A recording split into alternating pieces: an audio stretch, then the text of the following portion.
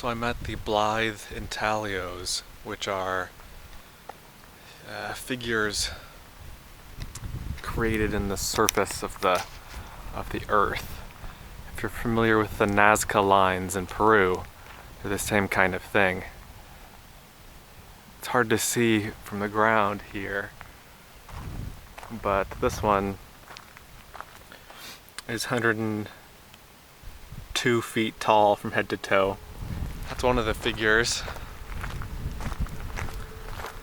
This is the other figure over here. This is the secondary. We've got a horse or a mountain lion and then a spiral or a snake. And you can kind of see that here. Here's the spiral here, and then here's the larger animal.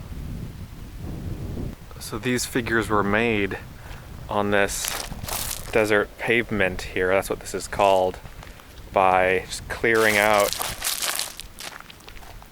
the pavement to show the natural lighter colored sand underneath it. You know, I have a long pole in my car. I think I'm gonna get that, attach the camera to it, see if I can get a more aerial view. So I've got this telescoping pole that's maybe 4 feet long and telescopes out to 10 feet long. Let's attach the camera to it.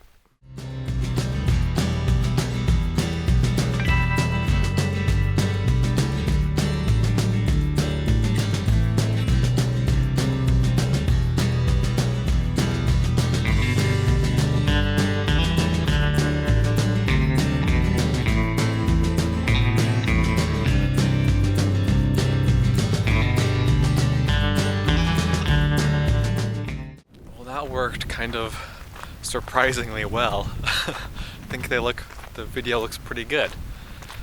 So, good thing I had this pole with me. I think I've discovered the poor man's drone. Driving through the outskirts of Blythe, California now. Lots of farming and agriculture in this area. Heading to Yuma now. Gonna stop by and see a couple of things along the way, hopefully.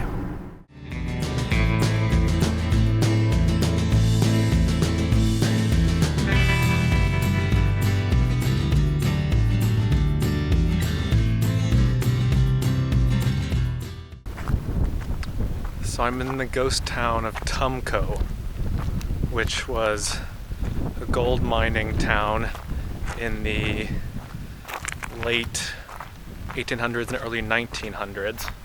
It's abandoned now. This is some incredibly rugged terrain out here. It's like an old can dump.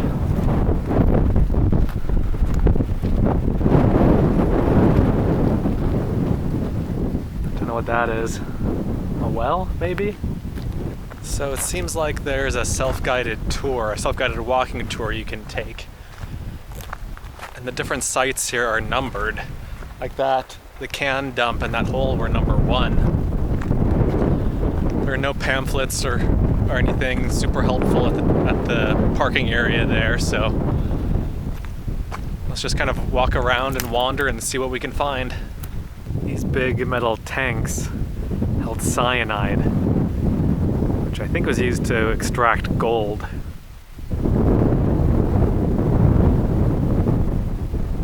There's a row of graves at the ghost town here. Apparently Spanish miners found gold here in the 1600s, which is pretty impressive.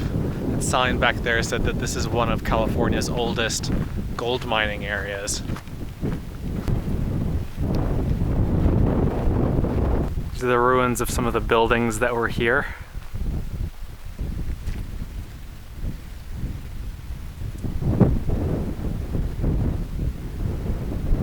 There's not really a whole lot to see, but I thought it was interesting. And it's beautiful in a super desolate and rugged sort of way. I mean, these mountains you can see behind me are just incredibly rocky and rugged, and I can't imagine living out here 100 years ago, 150 years ago. This is the parking lot here, and you can see There's some RVs parked in the background there. This is all BLM land, so you can camp anywhere out here. So I made it to my camp for the night. It is about 4 o'clock Arizona time, so 3 o'clock California time. It'll be dark in I think about an hour and a half. And I found this campsite area on freecampsites.net. There were a lot of other people camped on the other side of these little hills. Not a lot, but there are probably half a dozen RVs over there. I'm the only one that I can see over on this side. Even have a couple of these beautiful ocotillo plants. This is one of my favorite plants in the desert.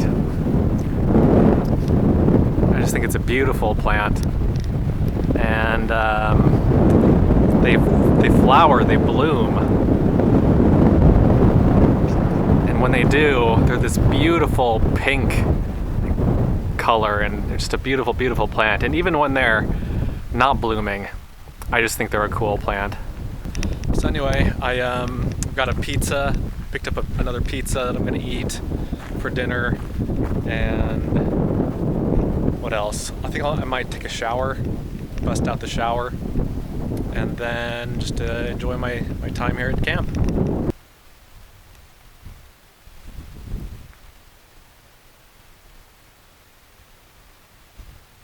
So just to give a better idea of where I am, if you look at a map, you'll see Arizona, California, and Mexico share a kind of a tri-corner area. There's a spot where all of them kind of come together.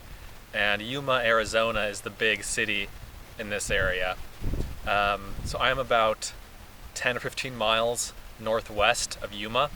I'm in California, just about 10 miles north of Mexico. And I'm gonna head into Mexico tomorrow.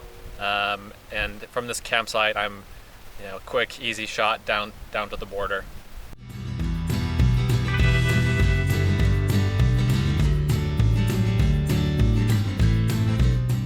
So this is my shower. It's made out of I believe it's a 2-gallon weed sprayer.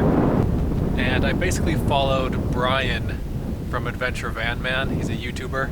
I essentially followed, or just copied his sprayer shower, and I'll link a video to that in the description below. But it's a weed sprayer with an extended hose on it, extended cord.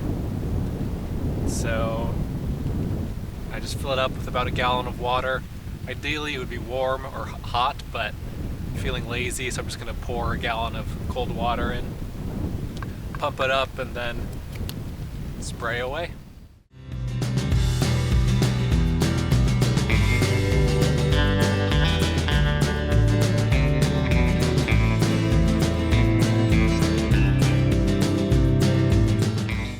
Alright, a particularly strong gust of wind blew down the tripod and the little tent, so I have reinforced the shower tent, just tied a guy line from the top of it down to the back of my car.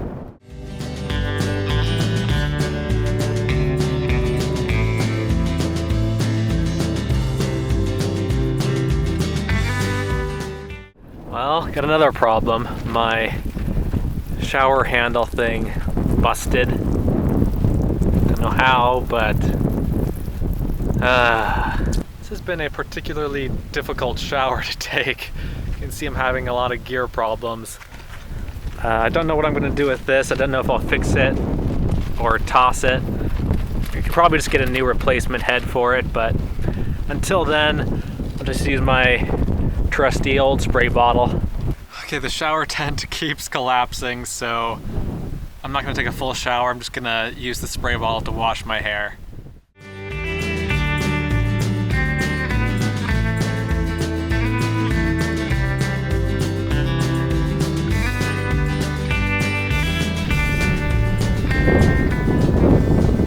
Good enough for now.